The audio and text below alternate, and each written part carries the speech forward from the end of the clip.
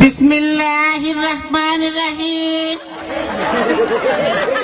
প্রিয় এলাকাবাসী, আসসালামু আলাইকুম।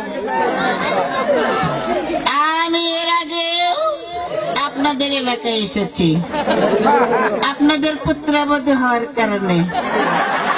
ইনশাআল্লাহ আমি আবার আসবো, বারে বারে আসবো, আপনাদের দুঃখ দুর্দশা শুনবো।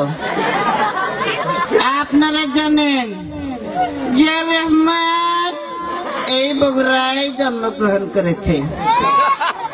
আমি বলতে চাই যে বগুড়ায় জিয়াউর রহমান জন্ম নিয়েছে, সেই বগুড়ায় আওয়ামী লীগের জায়গা হবে না, হবে না, হবে না।